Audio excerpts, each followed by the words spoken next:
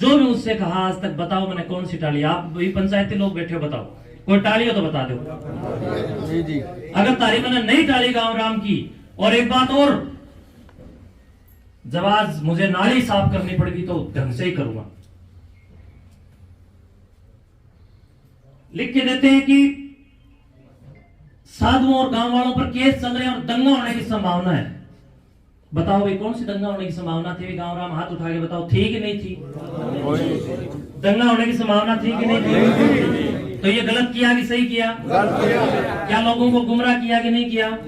तो गुमराह करके इसने इस प्रकार के कागजात दे दिए और रजिस्टर में कुछ और सिस्टम बना करके फर्जी तरीके से अपनी सेटिंग करके वो सारा काम बिगाड़ने का प्रयास किया। पूरे हरियाणा स्टेट से जो हजारों हजार विद्यार्थी यहाँ पर इस महाप्रतियोगिता के अंदर प्रतिभागी बनकर के आए, गांव का गौरव बढ़ा, कोथ गांव का नाम चमका, लेकिन वो सहन नहीं हुआ। उन बच्चों के लिए जो टॉयलेट आदि की व्यवस्थाएं थी वो इनके इस एप्लीकेशन के कारण प्रशासन को रोकनी पड़ी। नहीं तो प्रशासन नियमानुसार जो स्वीकृति देता है उसके अनुसार अपने कार्रवाई करता। उसमें तो बताओ मेरा कहाँ कोई कसूर था? बच्चियां परेशान हुई तो मुझे दर्द हुआ, तो फिर ये दर्द मैंने गांव राम के सामने बता दिया कि गांव राम देखो ये हो रहा है। ये अगर मेरा आप लोग कसूर मानते हो तो एक बार आप कह दो, जो आप गांव राम सजा देगा मैं लेने को तैयार। और आज ऑन कैमरा इस बात को कह रहा हूं, मुझे कोई भी कभी सताएगा मैं अब की बार भी स्टेज पर ही बोलूंगा खुलेआम। कब तक इन लोगों के पाप छुपाऊंगा? मैं खुद गुंडा हो गया इनके पाप छुपा छुपा करके। कितने इल्जाम इन लोगों ने खड़े कर दिए। कोई भी बहन बेटी अगर मेरे सामने आ गई ये कह देगी ना मठ की समाधि पर खड़ी होगी कि महंत जी ने मेरे को गलत देखा, सिर्फ इतना ही बोल दे अपने आप को दादा काला पीर के सामने, जो गांव राम कहेगा उस सजा मैं खुद अपने आप को दूंगा। नशेड़ियों को अधिकार नहीं है कि वो मेरे गिरबान तक आए, और ना दूंगा जब तक आप लोग मेरे साथ हैं। दूसरी बात, बंधुओं, लाइब्रेरी बनाना कोई गलत है? क्या किसी शिक्षण संस्थान के लिए विचारधारा करके पूरे के पूरे सिस्टम को तैयार करके मेरा ये काम करना कि आज मैं स्टेडियम पूर्ति करूं? आप लोगों ने कहा था किसी गांव को स्टेडियम की जरूरत है, कहा कि नहीं? और आप लोगों ने उसके अंदर शुरुआत के अंदर वहां स्टेडियम में ये भी कहा कि आप शुरू करो, सहयोग हम करेंगे।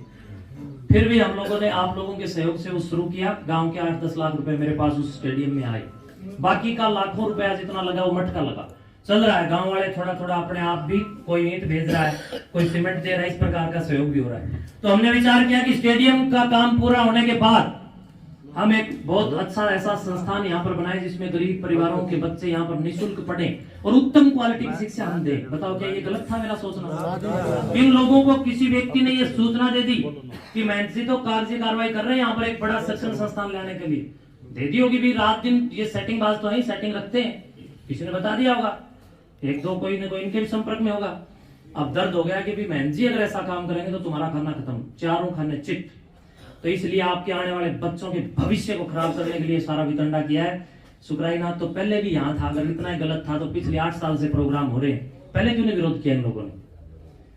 क्यों नहीं विरोध किया? अब ये हो रहा है कि यहाँ शिक्षण संस्थान बनने जा रहे हैं, यहाँ पर बहुत बड़ी हरियाणा की नंबर 1 लाइब्रेरी, हाईटेक लाइब्रेरी बनने जा रही है, ये इनको पता चल गया।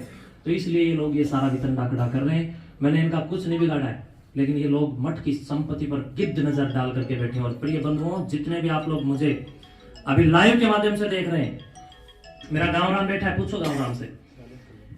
कुछ ऐसे लोग हैं जिन्होंने पहले अपने रिश्तेदारों के अंदर किसी भी प्रकार से जाकर के उनकी जमीन को खुर्द-बुर्द करने और बेचने का काम किया, और उसके बाद खुद की भी जमीनें बेच दी, और उसके बाद रुका नहीं गया, फिर गांव में भी उन्होंने 1-2 किले के अंदर गड़बड़ की, और अब वो मठ की जमीन की ओर गड़बड़ करने का विचार कर रहे हैं। चारों ओर से ये वितंडा, भूमाफिया, नशा माफिया और शराब और स्मैक के बढ़ोतरी के माध्यम से समाज को लूटने वाली मानसिकता का है। ये लड़ाई किताब और शराब के बीच की है। अब आप सुन लो, शराब चाहिए तो जो वो कहें वो कर लो, और किताब चाहिए यानी आने वाली पीढ़ी को मोटिवेट समय समय पर करना, नशे से बचाना, अच्छी शिक्षाओं की ओर प्रेरित करना चाहिए, तो आप लोग, सुकराईनाथ आपकी सेवा में तैयार है। बाकी जो आपको, अब आप लोग गांव वाले बताओ मुझे क्या करना है, जैसे आप कहोगे मैं वही करना। शुभकामनाएं। मैं सभी दर्शकों से भी क्षमा प्रार्थी हूँ, लेकिन आज क्या करूं, जब चरित्र पर कोई बात उठती है तब समाज के सामने व्यक्ति को बताना बोलना चाहिए। और मैं कोई सफाई नहीं दे रहा हूं, बल्कि मेरे अपने चाहने वाले लोगों ने मुझे इस बात के लिए विवश किया फोन कर करके कि प्लीज मैन जी बताइए सच्चाई क्या है, वरना लोग भ्रमित हो रहे हैं। तो मेरा जज समाधि वाला है, तो हमने सब ने मेरे को जब चुना था तो समाधि का आगे ले जा करके खड़ा किया था, और आप सब ने हाथ उठा करके इस बात के लिए कहा था कि महाराज जी जान लगा देंगे आपके साथ। कहा था उस दिन मैंने एक वचन दिया था कि आपकी पगड़ी नहीं झुकने दूंगा, कही थी।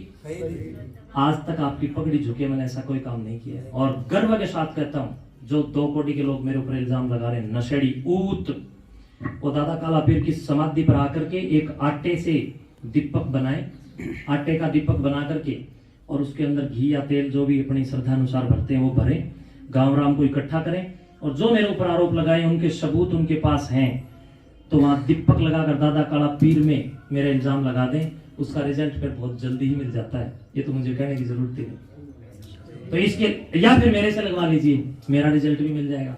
तो हमारा जज हमारे समाधि में है, मैं उनके सामने खड़ा होकर कह रहा हूं कि मेरी तरफ से 100 हाथ की सोड में सोना, आप जितने भी मुझे चाहने वाले, जितने हरियाणा स्टेट मुझे भी देख पा रहा है, आप सबको भी कह रहा हूं, ये सारे की सारी खलबली धोले मुस्सों को है, ये सारी की सारी खलबली राजनीतिक रोटी सेकने वालों को है, ये सारी की सारी खलबली उन लोगों को है जिनको मठ संपत्ति नहीं दे रहा है, जिन लोगों के कभी मठ के अंदर 5 अंगुली घी में रही और आज उनकी 1 अंगुली भी, मैं समझता हूं कि घी तो छोड़ो लस्सी की फुई में भी नहीं मिलती जुड़ती, तो उन लोगों को तकलीफ होती है। दूसरी बात ये, कुछ ऐसे लोग इनके साथ शामिल है, आज मैं बता देता हूं, पूज्य गुरुदेव जी को कैंसर हो गया, भाई हो सकता है बीमारी, खाना पीना किसी प्रकार से urea ammonia phosphate nitrate zinc sulphur हो गया है, तो गुरुदेव मजबूर हो गए।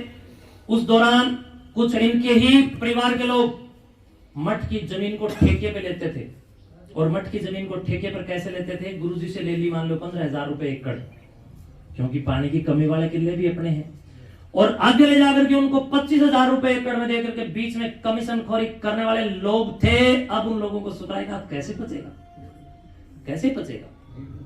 जिनके आटे वाले पिप्पे के अंदर अब चूहे कूद रहे हैं, वो लोग, उनका 2-4 कीड़े हैं ऐसे, और वो आटे वाले पिप्पे के अंदर जब चूहे कूद रहे हैं तो दर्द तो होगा।